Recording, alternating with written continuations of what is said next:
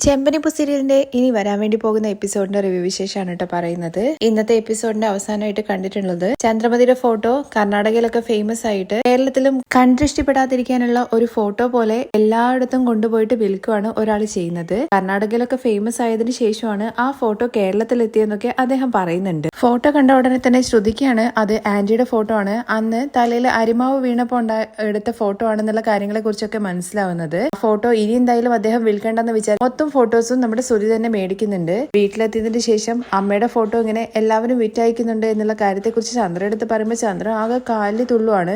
അത് മാത്രമല്ല എന്തിനും കുറ്റം പറയുന്ന രേവതിയെ തന്നെയാണ് ഈ കാര്യത്തിന് വേണ്ടിയിട്ട് കുറ്റം പറയുന്നത്. എന്നാൽ രേവതിയെ കുറ്റം പറയുന്നത് കേൾക്കുമ്പോൾ വർഷയ്ക്കും അത്ര ഇഷ്ടപ്പെടുന്നൊന്നുമില്ല കേട്ടോ. വർഷ പറയുന്നുണ്ട് ആ ഫോട്ടോ ഞാൻ സ്റ്റാറ്റസ് ആയിട്ട് വെച്ചിട്ടില്ലേ, അത് ഞാൻ സോഷ്യൽ മീഡിയയിൽ ഇട്ടിട്ടുണ്ടായിരുന്നു, അപ്പൊ അത് ആരെങ്കിലും കണ്ടിട്ട് എടുത്ത് ഫോട്ടോ ആക്കി വിൽക്കുന്നതായിരിക്കും, അല്ലാതെ രേവതി ചേച്ചിയല്ല ഇതിനൊന്നും കാരണം എന്ന് പറഞ്ഞിട്ട് രേവതിയെ രക്ഷിക്കാൻ വേണ്ടിയിട്ടൊക്കെ വർഷ സംസാരിക്കുന്നുണ്ട്. എന്നാൽ തന്റെ ഫോട്ടോ ആണല്ലോ വിൽക്കുന്നത്, അതുകൊണ്ട് തന്നെ ചന്ദ്രൻ ആകെ മൊത്തത്തിൽ കലിപ്പിലാണ്. കിട്ടിയ അവസരമാണെന്നുണ്ടെങ്കിൽ ചന്ദ്രയെ നന്നായിട്ട് കളിയാക്കാൻ വേണ്ടിയിട്ട് സച്ചി ഉപയോഗിക്കുന്നുണ്ട് കേട്ടോ. അതിന്റെ എപ്പിസോഡിന്റെ റിവ്യൂ വിശേഷങ്ങളൊക്കെ നമ്മൾ ഇന്നലത്തെ എപ്പിസോഡിൽ ഓൾറെഡി അപ്ലോഡ് ചെയ്തിട്ടുണ്ട്.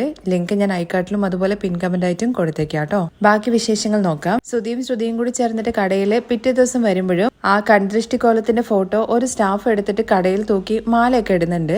ശ്രുതി ആദ്യം അതെടുത്ത് കളയാൻ വേണ്ടിയിട്ട് പറയുന്നുണ്ട്. അങ്ങനെ അവൻ അതെടുത്ത് കളയാൻ വേണ്ടി പോകുമ്പോഴാണ് നമ്മുടെ അഭിലാഷ് സാർ വിളിച്ചിട്ട് ശ്രുതിക്ക് പ്രോഫിറ്റ് ആയിട്ട് 10 lakhs അയച്ചിട്ടുണ്ട് എന്നുള്ള കാര്യം പറയുന്നത്. അത് കേൾക്കുമ്പോൾ ഈ ഫോട്ടോ വന്നതിന്റെ രാശിയാണെന്ന് പറഞ്ഞുകൊണ്ട് തിരികെ ആ ഫോട്ടോ വെക്കാൻ വേണ്ടിയിട്ട് വീണ്ടും പറയുകയാണേ. പക്ഷേ ആന്റി അവിടെ വരുന്ന സമയത്ത് ഇതെങ്ങാനും കണ്ടു കഴിഞ്ഞ് കഴിഞ്ഞാൽ ആന്റിക്ക് ദേഷ്യം വരുമല്ലോ, അതുകൊണ്ട് ശ്രുതി ഇവിടെ വെക്കണ്ട എന്ന് പറഞ്ഞിട്ട് സ്റ്റാഫിന്റെ അടുത്ത് വീണ്ടും അത് കൊണ്ടേ കളയാൻ വേണ്ടിയിട്ട് ശ്രുതി പറയുന്നുണ്ട്. അഭിലാഷ് സാർ 10 lakh പ്രോഫിറ്റ് തരുന്ന കാര്യത്തെ കുറിച്ചൊക്കെ പറഞ്ഞ് സന്തോഷമായിട്ട് നിൽക്കുന്ന സമയത്താണ് ആനന്ദിന്റെ വരവ്.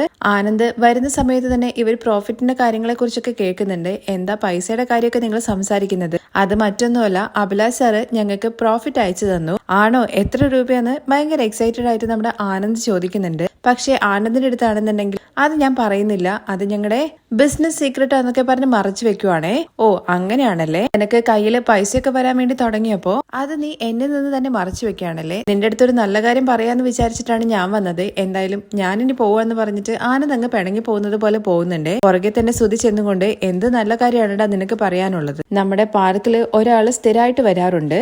എന്താ അവന് വേണ്ടിയിട്ട് ജോലി അന്വേഷിക്കാനാണോ?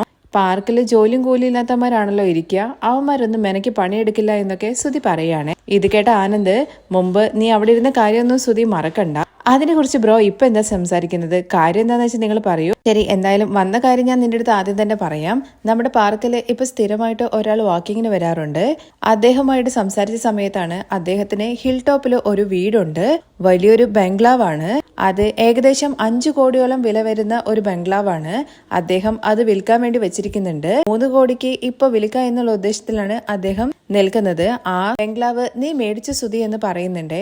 അതിന് മാത്രം പ്രോഫിറ്റ് ഒന്നും എനിക്ക് വന്നിട്ടില്ല. 3 കോടി കുറച്ച് കൂടുതലല്ലേ? അല്ലെങ്കിലും 5 കോടിയുടെ ആ വീട് എന്തിനാണ് അദ്ദേഹം 3 കോടി കൊടുക്കുന്നതെന്ന് ചോദിക്കുന്നുണ്ട്.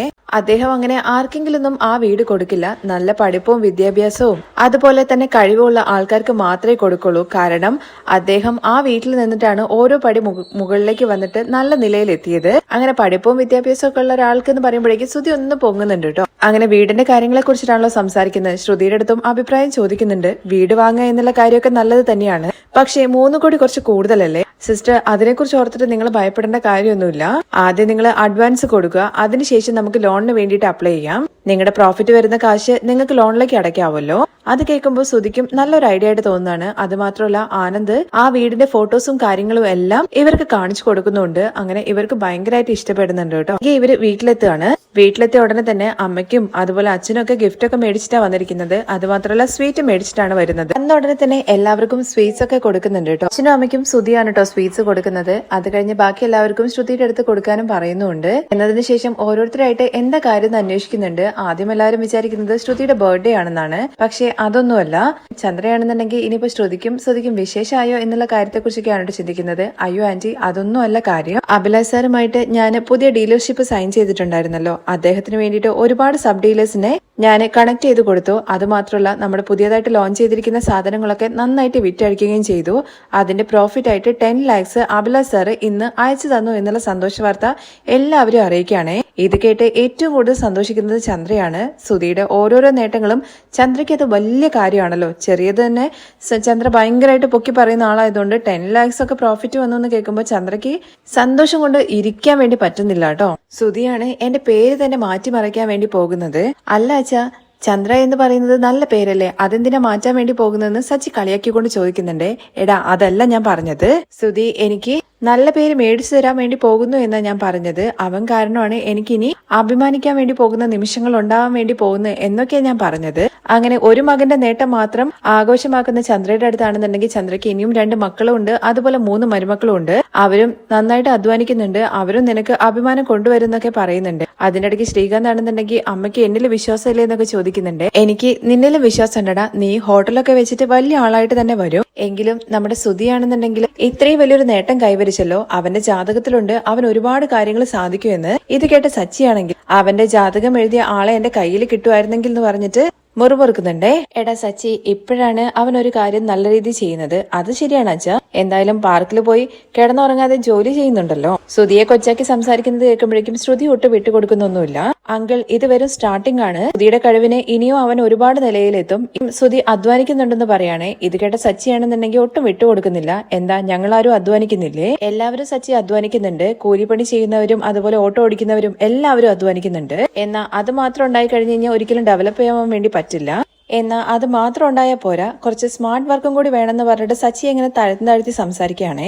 ഇത് കേട്ടിട്ട് ശ്രീകാന്തിന് അത്ര അങ്ങ് ഇഷ്ടപ്പെടുന്നില്ല കേട്ടോ. ചേച്ചി, ഒരിക്കലും അങ്ങനെ പറയാൻ വേണ്ടി പറ്റില്ല. സ്മാർട്ട് വർക്ക് എന്ന് പറയുന്നത് 1-2 ഐഡിയാസ് വെറുതെ ചിന്തിക്കുന്നത് അത് എപ്പോഴും ചെയ്യാൻ വേണ്ടി പറ്റില്ല. എന്നാൽ ഹാർഡ് വർക്ക് എന്ന് പറയുന്നത് അടിസ്ഥാനമാണ്. അത് ബേസ് ആയതുകൊണ്ട് തന്നെ ഒരു നാൾ സക്സസ് തരിക തന്നെ ചെയ്യും. ശ്രീകാന്ത് പറയുന്നത് ശ്രുതിക്ക് അത്ര അങ്ങ് ഇഷ്ടപ്പെടുന്നില്ല. കാരണം സച്ചിയെ സപ്പോർട്ട് ചെയ്യുന്ന രീതിയിലാണല്ലോ സംസാരിച്ചത്. അതുകൊണ്ട് തന്നെ. പക്ഷെ അതിനിടയിൽ കയറിയിട്ട് ചന്ദ്രമതി പറയുന്നുണ്ട്, എന്തിനാടാ ഇപ്പൊ ഇതിനെക്കുറിച്ചൊക്കെ സംസാരിക്കുന്നത്? നമ്മുടെ സുധി ജയിച്ചു വന്നിരിക്കുകയാണ്, എല്ലാവരും സന്തോഷമായിട്ടിരിക്കെ. അത് മാത്രമല്ല അമ്മയ്ക്ക് ഇനി ഒരു സർപ്രൈസും കൂടി ഉണ്ട്.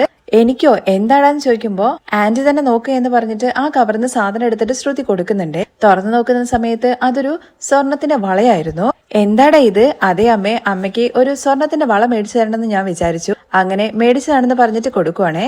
ഉടനെ തന്നെ സച്ചി ചോദിക്കുന്നുണ്ട്, അമ്മയ്ക്ക് സ്വർണ്ണവള മാത്രമേ ഉള്ളൂടാ, അച്ഛനൊന്നുമില്ല എന്ന്. എടാ സച്ചി, നിനക്ക് മാത്രമേ അച്ഛനോട് സ്നേഹമുള്ളൂ എന്നുള്ള കാര്യം നീ വിചാരിക്കരുത് എന്ന് പറഞ്ഞുകൊണ്ട് അച്ഛന് മേടിച്ചിരിക്കുന്ന ഷർട്ടും മുണ്ടും കൊണ്ടുപോയിട്ട് അച്ഛന്റെ കയ്യിലേക്ക് കൊടുക്കുവാണേ. ഇത് കിട്ടിയ രവിയാണെന്നുണ്ടെങ്കിൽ എന്തിനാണ് ഇതൊക്കെ മേടിച്ചെന്ന് ചോദിക്കുന്നുണ്ട്. പക്ഷെ സച്ചിയാണെങ്കിൽ അമ്മയ്ക്ക് സ്വർണത്തിന്റെ വളയും അച്ഛന് വെറും മുണ്ടും ഷർട്ടും അല്ലേ, നിനക്ക് അച്ഛനൊരു ബ്രേസ്ലെറ്റ് മേടിച്ചു കൊടുത്തുകൂടായിരുന്നോ എന്ന് ചോദിക്കുകയാണേ. അതിന്റെ ഒന്നും ആവശ്യമില്ല, ഞാനെന്താ ബ്രേസ്ലെറ്റ് ഒക്കെ ഇട്ടിട്ട് പുറത്ത് എവിടെയെങ്കിലും ഒക്കെ പോകുന്നുണ്ടോ എന്നൊക്കെയാണ് രവി ചോദിക്കുന്നത്. അടുത്തതായിട്ട് എല്ലാവരുടെ അടുത്തും ആ വീട് വാങ്ങാൻ വേണ്ടി പോകുന്ന കാര്യത്തെക്കുറിച്ച് പറയുന്നുണ്ട്. ബീച്ച് ഹൗസ് ആണ് വാങ്ങാൻ വേണ്ടി പോകുന്നത്, വലിയ ബംഗ്ലാവ് ആണെന്നൊക്കെ പറയുമ്പോഴേക്കും ചന്ദ്ര ഇരുന്നിടത്തങ്ങ് എഴുന്നേൽക്കുന്നുണ്ട് സന്തോഷം കൊണ്ട്.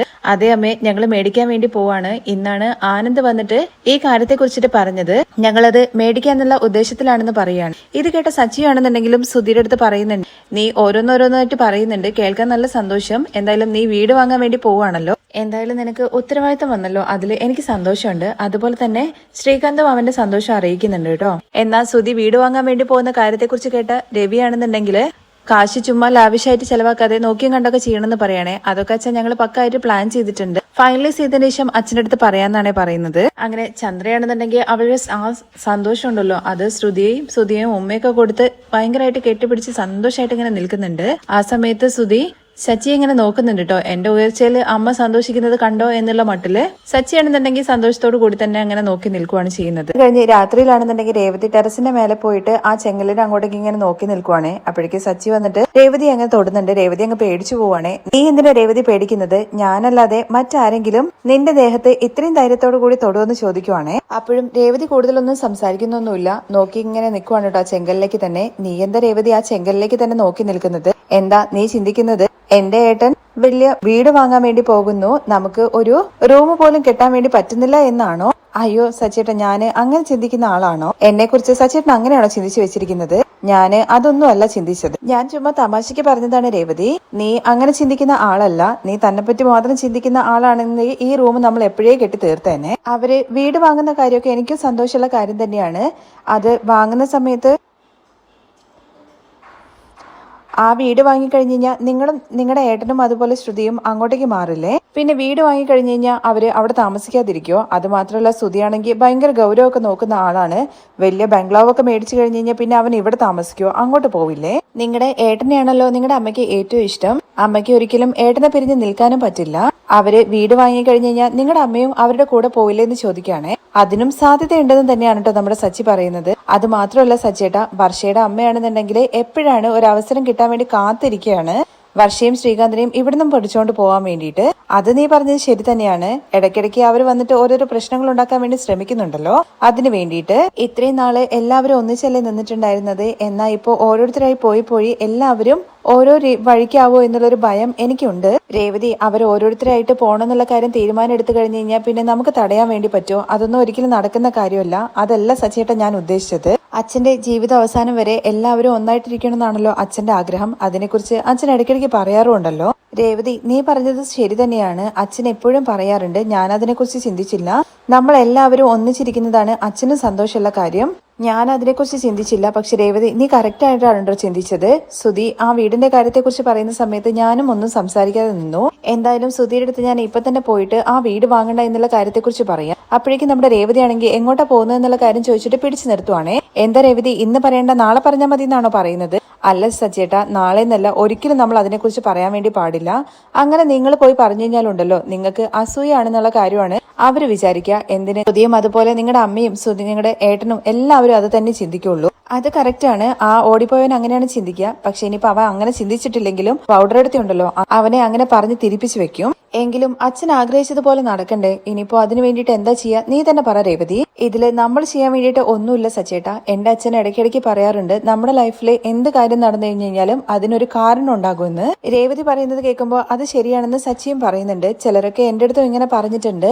നീ ഇപ്പൊ പറഞ്ഞപ്പോഴാണ് ഞാനും അതിനെക്കുറിച്ച് ചിന്തിച്ചത്. നല്ലത് സംഭവിച്ചു കഴിഞ്ഞാലും മോശപ്പെട്ട കാര്യം സംഭവിച്ചു കഴിഞ്ഞു കഴിഞ്ഞാലും അതിനൊരു കാരണം ഉണ്ടെന്നുള്ള കാര്യം വിചാരിച്ചു കഴിഞ്ഞു കഴിഞ്ഞാൽ പിന്നെ നമ്മൾ ടെൻഷൻ അടിക്കേണ്ട കാര്യമില്ലല്ലോ. കുറച്ചുനാൾ മുമ്പ് എന്റെ കാരണത്ത് ഒരു സന്യാസി കയറിയിട്ടുണ്ടായിരുന്നു. അദ്ദേഹത്തിനടുത്ത് ഞാൻ പ്രത്യേകിച്ച് ഒന്നും ചോദിച്ചിട്ടില്ല. പക്ഷെ അയാളായിട്ട് എന്റെ അടുത്ത് ഇങ്ങോട്ട് പറഞ്ഞതാണ് നമ്മുടെ കാര്യത്തിൽ എന്ത് സംഭവിച്ചു കഴിഞ്ഞു കഴിഞ്ഞാലും അതിൽ നമുക്ക് അനുയോജ്യമായിട്ടുള്ള എന്ത് കാരണമുള്ളതെന്നുള്ള കാര്യമാണ് നമ്മൾ നോക്കേണ്ടത്. ഇപ്പോഴാണ് ആ കാര്യങ്ങളൊക്കെ എനിക്ക് മനസ്സിലേക്ക് കയറി വന്നത്. അതിരിക്കട്ടെ സച്ചേട്ടാ, ഇപ്പൊ നടന്നതിൽ സച്ചേട്ടന് എന്താണ് നല്ലതെന്നുള്ള കാര്യം തോന്നിയത്? ഇത് കേട്ട സച്ചി പറയുന്നത് സുധിയും ശ്രുതിയും വീടെടുത്ത് കഴിഞ്ഞു കഴിഞ്ഞാൽ അവരങ്ങോട്ടേക്ക് താമസം മാറുമല്ലോ. അപ്പോ അവരുടെ റൂം കാലിയാകും. അങ്ങനെ നമുക്ക് ആ റൂം എടുക്കുകയും മുകളിൽ നമുക്ക് റൂം കെട്ടേണ്ട ആവശ്യമില്ല. അത് നമുക്ക് ലാഭമല്ലേ രേവതി എന്നുള്ള കാര്യം ചോദിക്കുകയാണെ. ഇത് കേട്ട രേവതി ആണെങ്കിൽ സച്ചിയെ ഇങ്ങനെ നോക്കി നിൽക്കുവാണേ. എന്താ രേവതി, ഞാൻ പറഞ്ഞത് കറക്റ്റ് അല്ലെന്ന് ചോദിക്കുമ്പോൾ അതെ, സച്ചേട്ടൻ എന്ത് പറഞ്ഞു കഴിഞ്ഞാലും അത് കറക്റ്റ് തന്നെ ആയിരിക്കും. സച്ചേട്ടൻ എപ്പോൾ ചിന്തിക്കുകയാണെന്നുണ്ടെങ്കിലും മറ്റുള്ളവരുടെ കാര്യം കൂടി പരിഗണിച്ചിട്ടാ ചിന്തിക്കുക എന്നുള്ള കാര്യം എനിക്കറിയാം. ഓ, അപ്പൊ ഞാൻ പാസ് മാർക്ക് വാങ്ങിയില്ലേ നിന്റെതില്?